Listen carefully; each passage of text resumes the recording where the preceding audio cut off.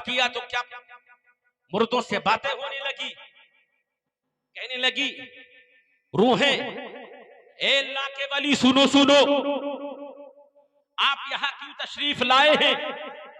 तो अल्लाह के वली ने कहा था, ए कब्र वालों सुनो, आपकी कब्रों में रोशनी इसलिए है कि नबी तशरीफ लाए हैं, इसलिए कब्र में रोशनी है। लेकिन ये कब्र वाला क्यों ज्यादा चमकदार है, इसके कब्र में क्यों ज्यादा रोशनी फैली हुई है? तो मेरे दोस्तों, कब्र का जो मुर्दा था वो नबी की बारगाह, वो अल्लाह की वली की बारगाह में कहने लगा, क्या कहने लगा कि जब मैं कब्र के अंदर आया, फरिश्ते सवाल करने लगे, मन रब्बुका मा दीनुका मा कुंत तक़ूलु फी शान हाज़र रजुल, यानी आखिरी सवाल जब अल्लाह के फरिश्तों ने मुझसे किया था, मैंने 2 सवाल का जवाब तो दे दिया, लेकिन जब आखिरी सवाल आया तो मैंने जब देखा कि मेरे नबी सामने कब्र में नजर आ रहे हैं, तो मैं अपने नबी की तरफ टकटकी बांध के खड़ा हो गया और देखने लगा। फरिश्ते कह रहे हैं, मा कुंत तक़ूलु फी शान हाज़र रजुल, इस पैगंबर के बारे में क्या जानते हो, इस आदमी के बारे में क्या जानते हो?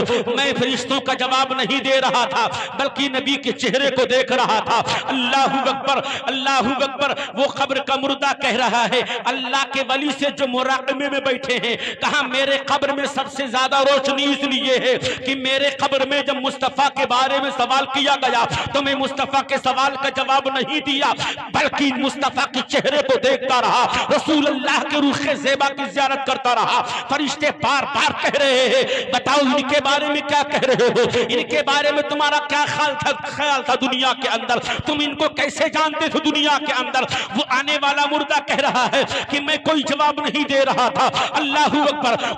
उस फरिश्ते के बगल में, उस फरिश्ते के साथ में जो दूसरा फरिश्ता था, कहा ये इम्तिहान में फेल हो गया है, लिहाजा इसके नाम से जन्नत का जहन्नम का टिकट काट दिया जाए। इतना कहना था, फरिश्ता कलम उठाता है, जैसे लिखना चाहता है, फौरन मेरे आका के लबहाए मुबारक खिलते हैं और कहते हैं जवाब वो नहीं देगा बल्कि मैं दूंगा। मेरा वो आशिक है, मेरा वो चाहने वाला है, मेरा वो दोस्त है, मेरा वो आशिक है। अल्लाहू अकबर। मेरा वो दोस्त है, मुझसे मोहब्बत करता है, मेरा आशिक है, मुझसे मोहब्बत करता है, लिहाजा मैं उसका जवाब दूंगा। अल्लाह के फरिश्तों ने जहन्नम के बजाय बल्कि जन्नत का टिकट काट दिया। अब अल्लाह के वली ने मुर्दे से पूछा, आखिर तेरे कब्र में जब नबी आ गए तो चेहरा देख रहा था, तू सवाल का जवाब क्यों नहीं दे रहा था? तो कहता है, जानते हो, ऐसे जानते हो कि मैं साल में 12 से 12 महीने होते हैं, 11 महीना मैं कमाया करता था और 1 महीना का पैसा इकट्ठा करके नबी की मिलाद में खर्च किया कर दिया करता था। जब भी नबी की मिलाद होती, जब भी नबी का जिक्र होता, जब भी नबी पर सलाम पढ़ते, कभी मुस्तफा जाने रहमत पे लाखों सलाम, कभी काबे के बदरू तुझा तुम पे करोड़ों दुरूद, कभी अस्सलातु वस्सलाम अलैका या रसूल अल्लाह। जब मेरी कब्र में मिलाद वाले नबी, मिलाद वाले नबी, रहमत वाले नबी, बख्शिश वाले नबी, शफी वाले नबी, मुज़म्मिल वाले नबी, रहमतुल लिल आलमीन नबी मेरे कब्र में आ गए, तो मैं सवाल का जवाब देना भूल गया, नबी का दीदार करने में लग गया। नबी का हुक्म हुआ, अल्लाह ने जन्नत दे दिया, नबी का इरशाद हुआ, अल्लाह ने जन्नत दे दिया, फरिश्तों ने जन्नत का टिकट काट दिया।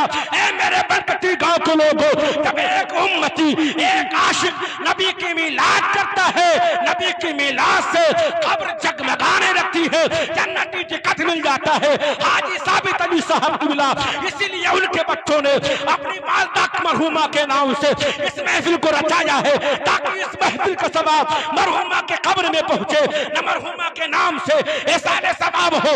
अल्लाह मिलाद की महफिल की बरकत से उन्हें जन्नत अता फरमा दे, उनके दराजात को बुलंद फरमा। मेरे अजीज दोस्तों, आप भी अपने मरहूमों के नाम से इसाले सवाब कीजिए, मिलाद शरीफ की महफिल करवा करके। अल्लाह ताला हम सबको नेक महफिलों में शिरकत करने की सआदत नसीब अता फरमाए। अल्लाह ताला हम सबको नबी की मिलाद करने की तौफीक और रफ़ीक अता फरमाए। हमसे जो बोलने में गलती होगी अल्लाह उसे माफ़ फरमाए। तौबा इस्तग़फ़ार अस्तग़फ़िरुल्लाह रब्बी मिन कुल्लि ज़ंबि व अतूबु इलैह। अमा अलैना इल्ला बलाग। अस्सलामु अलैकुम।